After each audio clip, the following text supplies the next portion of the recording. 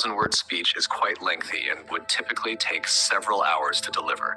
I can provide an overview of how to structure such a speech on Krishna Janmashtami and then break it down into sections. You can expand on each section as needed. Outline for Krishna Janmashtami speech. 1. Introduction. Brief greeting and introduction to the event. Importance of Krishna Janmashtami in Hindu culture. Overview of Lord Krishna's life and teachings. 2. The birth of Lord Krishna. The historical and mythological significance of Krishna's birth. The circumstances surrounding his birth in Mathura. The prophecy and the fear of King Kansa. 3. Krishna's childhood. Stories of Krishna's mischievous childhood in Gokul. The significance of his childhood deeds, e.g. lifting Govardhan Hill, stealing butter. How these stories impart moral and spiritual lessons.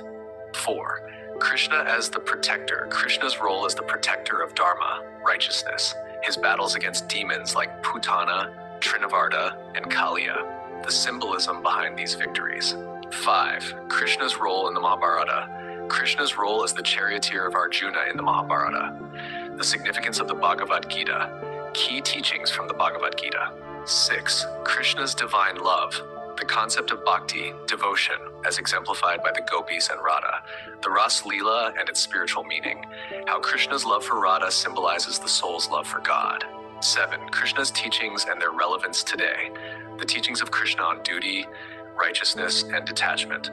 How these teachings apply to modern life. The importance of living a life based on Dharma.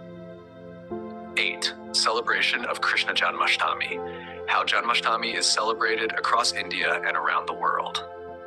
The rituals, fasting, and cultural significance of the festival. The joy and devotion that characterize the celebrations. 9. Krishna in art, music, and literature. Krishna's influence on Indian art, music, and literature. The depiction of Krishna in various forms of Indian classical music and dance. How Krishna's stories have inspired poets and writers over centuries. 10. Conclusion. Summarize the key points. The enduring legacy of Lord Krishna, a call to imbibe Krishna's teachings in our daily lives. Closing remarks and best wishes for the festival. Now, let's break down some of these sections into more detailed speech points. Introduction. Ladies and gentlemen, esteemed guests, and dear friends, it is a great honor and privilege to stand before you on this auspicious occasion of Krishna Janmashtami, a day that marks the birth of one of the most beloved and revered deities in Hinduism, Lord Krishna. As we gather here today, we are not just celebrating the birth of a divine figure, but we are also paying homage to a philosophy, a way of life, and the timeless teachings that Lord Krishna imparted to the world. Krishna Janmashtami is a festival that is celebrated with great fervor and devotion across India and in many parts of the world. It is a day that unites people of all ages and backgrounds in their love and devotion to Lord Krishna. Whether through the joyful singing of bhajans, the playful reenactments of his childhood pastimes, or the deep meditation on his teachings, this day is a time for reflection, celebration, and spiritual renewal. Lord Krishna's life is a rich tapestry of divine play, profound wisdom, and unwavering commitment to the principles of Dharma, or righteousness. From his miraculous birth in a prison cell in Mathura to his role as the charioteer and guide in the great epic of the Mahabharata, Krishna's life is a testament to the eternal struggle between good and evil, and the ultimate triumph of truth and righteousness. Today, as we celebrate Krishna Janmashtami, let us take a journey through the life and teachings of Lord Krishna and explore the profound lessons that his life offers us. Let us delve into the stories of his childhood, his divine love, his role as a protector of Dharma, and the timeless wisdom that he shared with the world through the Bhagavad Gita. Let us reflect on how these teachings can guide us in our own lives and how the celebration of Krishna Janmashtami can be a source of inspiration, joy, and spiritual growth for all of us. The birth of Lord Krishna. Lord Krishna was born over 5,000 years ago in the city of Mathura in a time of great turmoil and darkness. His birth was not just the birth of a child, but the dawn of a new era of hope and righteousness. It was foretold that the 8th child of Devaki and Vasudeva would be the one and to end the tyrannical reign of King Kansa, who had terrorized the people of Mathura. The circumstances surrounding Krishna's birth were extraordinary. Born in the dead of night, in a prison cell amidst thunder and lightning, Krishna's arrival was marked by divine intervention. The shackles that bound his parents were miraculously broken, the prison doors flung open, and Vasudeva was guided by divine light to carry the newborn Krishna across the river Yamuna to the safety of Gokul. There, in the care of Yashoda and Nanda, Krishna spent his early years away from the evil designs of Kansa. This miraculous birth of Krishna is celebrated with great devotion and joy on Janmashtami. The midnight hour, when Krishna was born, is marked by fervent prayers, the singing of devotional songs, and the ringing of temple bells. It is a time when devotees feel a deep connection with the divine, as they remember the birth of their beloved Lord, who came to the world to restore Dharma and vanquish evil. The story of Krishna's birth is not just a tale of divine intervention, but a powerful reminder that in times of darkness, when evil seems to be at its peak, the divine will always find a way to restore balance and righteousness. It is a message of hope and reassurance that no matter how dire the circumstances, the light of truth and goodness will always prevail.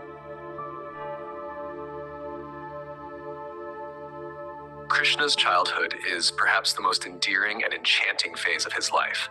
The tales of his childhood are filled with divine playfulness, mischief, and acts of extraordinary valor. In the idyllic village of Gokul, Krishna grew up as a cowherd, bringing joy and happiness to all those around him. One of the most beloved aspects of Krishna's childhood is his love for butter. Known as Makhan Chor, or the butter thief, Krishna's playful acts of stealing butter from the homes of the gopis are legendary. These stories, though lighthearted, carry deep spiritual meanings. The butter, which is the essence of milk, symbolizes the purest form of devotion. Krishna's love for butter represents his love for the pure hearts of his devotees. His stealing of butter is symbolic of his desire to steal the hearts of the devotees and fill them with divine love. Another significant episode from Krishna's childhood is the lifting of the Govardhan Hill. When the people of Vrindavan were preparing to worship Lord Indra, the god of rain, Krishna advised them to worship the Govardhan Hill instead, as it provided them with all their needs. Angered by this, Indra unleashed torrential rains to drown the village. To protect the people and animals, Krishna lifted the entire Govardhan Hill with his little finger and held it up like an umbrella for 7 days. This act of divine protection earned Krishna the name Govardhanadhari. These stories from Krishna's childhood are not just delightful tales for children, but profound teachings for all of us. They remind us of the power of faith, the importance of devotion, and the idea that the divine is always there to protect and guide us. Krishna as the protector. Krishna's role as the protector of Dharma is a central theme in his life. From a young age, Krishna was engaged in the protection of the righteous and the destruction of evil forces. His entire life is a demonstration of the divine commitment to uphold righteousness and ensure the triumph of good over evil. One of the earliest examples of this is Krishna's battle with the demoness Putana. Disguised as a beautiful woman, Putana came to Gokul with the intention of killing the infant Krishna by feeding him poisoned milk. However, Krishna, recognizing her true nature, sucked the life out of her, thus saving the village from her evil intentions. Krishna's encounter with the serpent Kaliya is another story that highlights his role as a protector. The Yamuna River, which was the lifeline of the village, was poisoned by the venom of the serpent Kaliya. The villagers were terrified and helpless. Krishna, in a show of divine power, leapt into the river, subdued the serpent, and danced on its many hoods until Kaliya surrendered. This story symbolizes the victory of good over evil and the purifying power of the divine. These stories, while ancient, are timeless in their relevance. They teach us that evil, no matter how powerful, can never withstand the force of righteousness. Krishna's life is a reminder that the divine is always watching over us, ready to step in and protect us when we are in danger, as long as we remain steadfast in our faith and devotion. Krishna's role in the Mahabharata.